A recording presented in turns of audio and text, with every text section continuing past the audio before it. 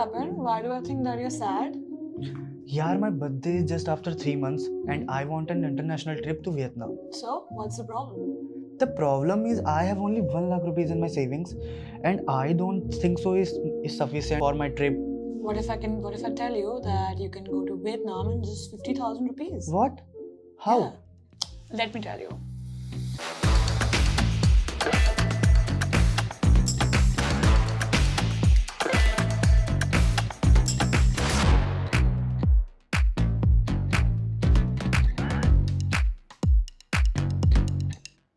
Most people don't delay international travel because they don't have money. They delay it because they don't know where to start, what to trust, and how to plan without overspending. As a part of financial advisory organization, I see this pattern constantly. People assume that international travel automatically means high income, luxury hotels, and expensive flights. So, their mentality pushed the idea to someday. The real problem is not affordability. The real problem is lack of structure. And today, I want to break that structure for you, which you can actually use, not just get inspired by it. Let's start with the first real problem. People book travel emotionally, not strategically. Most travelers decide their destination and then check the prices, which is exactly the wrong way to do it. The smarter way is to decide your budget first and then let the prices decide your destination. Websites like Skyscanner and Google Flights are extremely powerful if you use them the right way.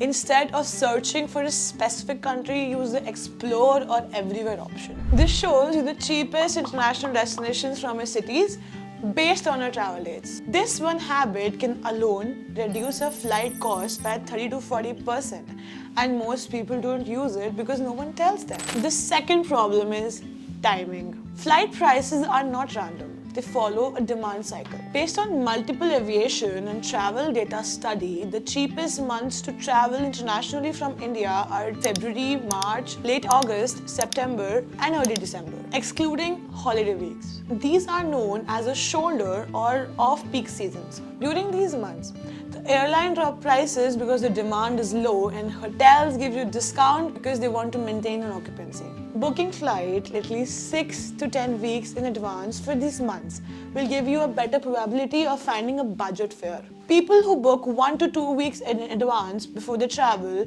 almost end up overpaying, and then they blame the international travel for being expensive. The third major issue is accommodation fear. Many people assume that staying abroad means expensive hotels, but that's not true at all now. Platforms like Hostelworld, Booking.com, and Airbnb, they will give you a clean, safe, and budget-friendly experience if you filter correctly. The mistake that people make these days is choosing hotels based on their luxury photos instead of locations and reviews.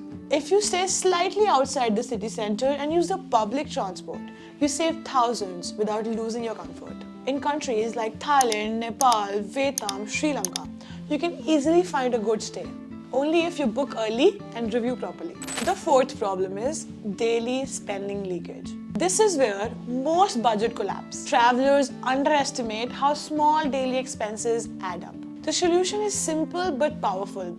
Decide your daily spending cap before you travel. Use Google Map and TripAdvisor's review to identify local food spots instead of tourist restaurants. In countries like Thailand and Vietnam, the local food they will cost you very little and are better than expensive tourist restaurants. Public transport apps and local cards, they can save your money than expensive taxis. They are not sacrifices. They are smarter choices that an experienced traveler make naturally. Another overlooked factor is currency and payments. Many first-time travelers lose their money through poor exchange rates and foreign transaction charges. Using international debit cards with low forex markup, withdrawing local currency from ATMs instead of airport exchange counters, and tracking expenses through budget apps can quietly save you thousands. There are small optimizations, but together they make a big difference. Now, let's talk about mindset, because this is where people block themselves the most. Many people try to mix luxury expectations with budget travel goals. Travel does not become meaningful because of expensive hotels and shopping. It becomes meaningful because of experience, stories, and exposure. When you separate travel from luxury, international travel will stop feeling intimidating and start feeling achievable. If you break it down particularly, the number starts making sense. Budget flights during the off-season can be below 25,000 rupees. Accommodation for a budget platform can be managed under 10,000 for a short trip. Food and transport in Asian countries can be surprisingly affordable if planned smartly. Suddenly, a 50,000 rupees international trip does not sound unrealistic.